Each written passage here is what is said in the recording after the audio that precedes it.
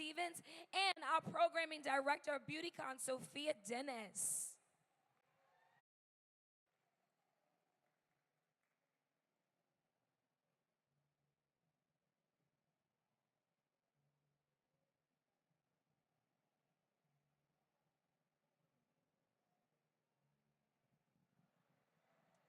Okay. How's everybody's day been going so far? Enjoying Essence Festival? Okay, so for our final panel of the day, I have the honor of introducing you guys to one of the most amazing bosses in the beauty industry, Janell Stevens.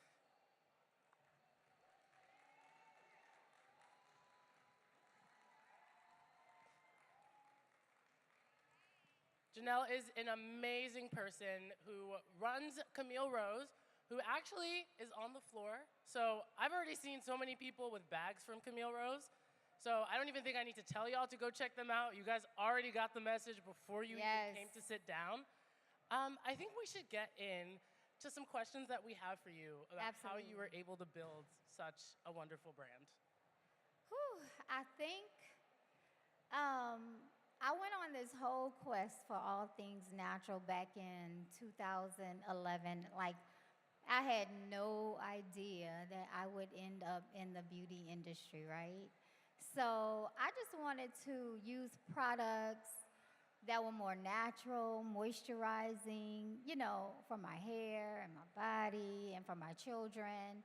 They suffered from severe dryness, like bleeding eczemas, and every doctor that I brought them to just prescribed them some type of medicine. And so I'm like, no, let me try to figure this out, you know, and study and figure out how to make moisturizing products just to get them some relief. And I just threw up a website and said, okay, you know, my products are really working. I love them. Let me just see how it goes. And it went. I gave my products to all my friends. They gave it to their friends and my family. And they started coming back for more. And so I just like enjoy the process. I didn't put too much pressure on myself, like, oh, I gotta start this business and get in the beauty industry. I just enjoyed it and just let it flow naturally. That's amazing. So you talked a little bit about what your turning point was in terms of the products that you experienced in the past or experiences that you had faced with doctors, et cetera, in terms of prescribing your children products to solve some of the issues that they had. What was a turning point that made you realize there really is a future in this and I should take this on as a career and it's something that can be successful? When the checks started coming in for real, right? I'm like, okay, so this is not a game. And this is my passion. This is my purpose. This is the path that God put me on. So I need to embrace it. I need to take it serious and just trust in Him. You know, of course, I was scared, but which is natural. But me trusting in God, I had that faith of just a tiny mustard seed. And I just like, God, this is your company. I'm dedicating it to you. I'm just here on this earth to work it. So you guide me. I love that. And I think as we think about your ability to build your brand just based off of understanding what your needs were, what the consumer's needs were, there's a lot that goes into building a brand that has that integrity, but also a lot that goes into building a brand that stays consistent with its integrity while trying to reach new audiences, grow, scale, all the things of the above. How are you able to really take something that was once yours, that you were sharing with your friends and family and that was personal, and grow it into something that so many people are purchasing from? So it's tough, but if you keep a tunnel vision and just stay grounded, like that's the only way. You gotta grow organically. You gotta ignore the noise, block out the noise, like ignore what people are doing around you and just remember, why you started, stay focused, stay grounded, and then be okay with growing at your own pace.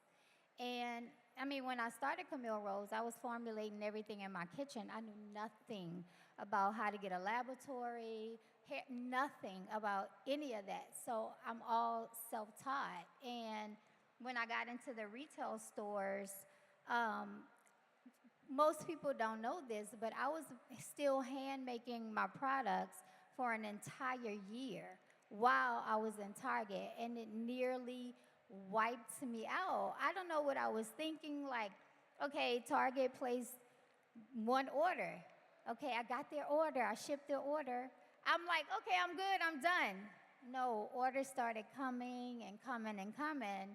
And for an entire year, I was still hand making my products. Yes, so it was just growing pains. So I don't think you guys understand.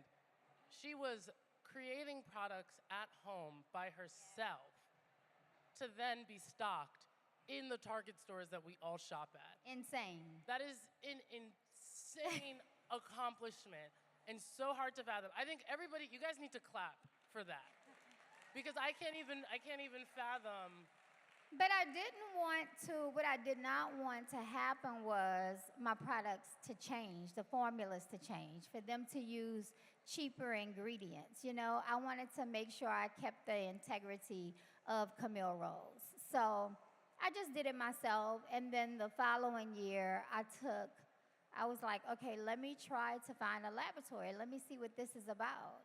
And I got so many no's because Camille Rose is a gourmet foodie brand, and a lot of labs didn't want to formulate with food-grade ingredients. And so I just kept searching and searching and praying until God put me with the right chemist that believed in my vision. And it was such a blessing for me, and it was such a blessing for her because we grew together, and we're still together till this day. That's so amazing. So I think for a lot of people who are in the audience, you may be interested in the beauty industry, starting a brand of your own, or you may work at a company where you are part of a larger team. Speaking of your experience working with that chemist and being able to grow and build your vision in a way that maintained its integrity, what are some of the lessons surrounding team building and working with others that you've learned through being a leader? You got to trust yourself, right? And realize that you are the magic. So whatever God gives you, trust that. Trust yourself. Trust your own decisions. You'll get tons of people coming up to you telling you, okay, this is how you do it. I know how to do it bigger. I know how to do it better. And then you're like, okay, well, this is your area of expertise, not mine. So you're thinking that they're right when they're really not, right? Because it's your vision, it's your baby. So always trust yourself, but be okay with bringing in other people, right, to work with you to help you grow, because you can't do it by yourself. It takes a ton of people to really grow. So be okay with that. I think I struggled with that a lot in the beginning, right? Like, I got to do this. I got to be in a warehouse. I got to mix. I got to do all that. But I had to learn how to, okay, let them do their job. So it was a learning lesson for me. But trusting yourself, your decisions, remembering your reasons why, but embracing others and bringing them on to, help you grow, and trusting them to do their job. I love that. I think whenever having these conversations with people who lead businesses or teams, there's always so many different lessons that they have that can be shared across people who work with others in any capacity, whether that be, how you work with the people who you directly report to, or how you even have conversations with your friends or your family. What are some of the lessons that you've been able to learn from this experience of growing a business, turning your passion into your profit, which, by the way, is the name of this panel, and building your business? How have you been able to take some of those lessons and apply it to your life? You can't be scared. Like, you got to get rid of fear, right? A lot of times, for me, with decisions that needed to be made, or retailers that wanted to carry my brand, I was like a lot of no's. No, I'm not ready. But you just have to realize when God whispers, you really have to hear him loudly and just make a move, and do not have any fear. And I know that's a struggle for a lot of people, but when you trust God, you can't trust him halfway, or you can't be scared. You know what I'm saying? So just get rid of the fear and then go for it. Absolutely. So, speaking of trusting God, what do you think is in store for Camille Rose in the future, and then also in the short term? What are some things that people can expect to see from you guys? What should people be on the lookout for? Yeah, so as you guys can see, I don't know how if you guys know my story, how long you've been following me and the brand, like the growth is real. And, you know, I'm a kitchen chemist, so I have a whole notebook full of formulas, not just hair products. You know, we are launching Camille Rose Beauty, Camille Rose Body, Camille Rose Baby, Camille Rose Home. And my dream is to have Camille Rose in all categories or all sections of the retail stores. Like, yeah, so I'm trying to be like, yo, I got to follow Shea Moisture. Y'all paved the way. I love that. I love that. So, obviously, there's a lot of things that you guys are working on. What would you say are some of your current favorite products? And what are maybe some products that you weren't too sure about, but then consumers responded very well to? Like, what are some of like your hero products? So listen, if y'all make sure y'all stop by my booth because my growth serums, that was one of my original products. Everything in that pink label, that signature collection, are my hero products. Curl Maker to define your curls. Curl Love, that's the dynamic duo. My deep conditioners, so if you're struggling with hair that's thinning, shedding, Algae Renew Deep Conditioner is your go-to. Rosemary oils, like if you want your hair to thicken up, if you're struggling with alopecia, you need to nourish your scalp, check out our rosemary oils and our shampoos. Yeah. I use the curl maker quite often. And I must say, the scent of the products I really enjoy. Yeah. It makes washing my hair like a luxurious and fun experience that I look forward to. Yeah. How No, I was just gonna say, so we consider ourselves the gourmet foodie brand. So we mix with a lot of food grade ingredients. So when you think of foods that you eat, right, the scents, they're important. So we take a lot of pride in what scents we use for each of one of our collections. So thank you for saying that. Absolutely, absolutely. So I think maybe we should get into some of the more entrepreneurial questions. So how do you think the beauty industry has evolved in terms of representation and support of Black entrepreneurs since you started Camille Rose? So when I started back in 2011, you saw some of us, but you didn't see a lot of us. And I think that now, because our consumers, you know, especially products that are made by us for us, our consumers are demanding what they want to see. And I think the retailers are hearing them, right? So you guys out there, you have to realize your power. You have power. You have spending power. So you determine what goes on the shelf. You determine what comes off the shelf. So make sure you use your voice. Do not forget the power that you have. And because our category, this textured hair space, you know, it's booming, right? So you have to show us. You have to show our hair type. You have to show our textures. You have to show the 4C to the 3A girls.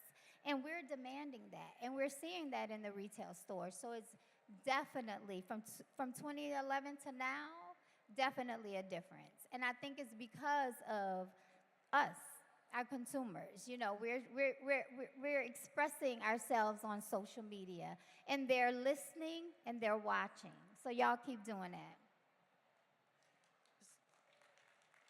Yes, definitely clap to that.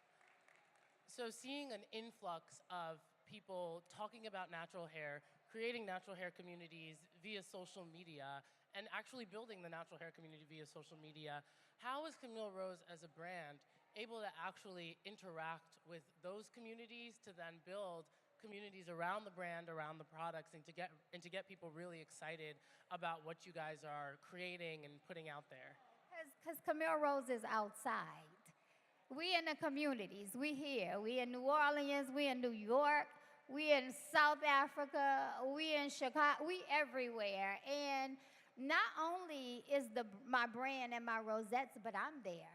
I love touching hair. I love doing hair. I love hugging y'all. I love taking pictures with y'all. So I think people can feel that from our brand. We're genuine, you know, and we're attainable. Like, I get so many DMs from people, hey, Janell, like, I'm just their girl, you know? And so I think that makes a difference. Like, they'll come to me asking me questions about their hair, products to use, or if they're having an issue, and we're there for them. So we show up in the community, and I think it makes a huge difference.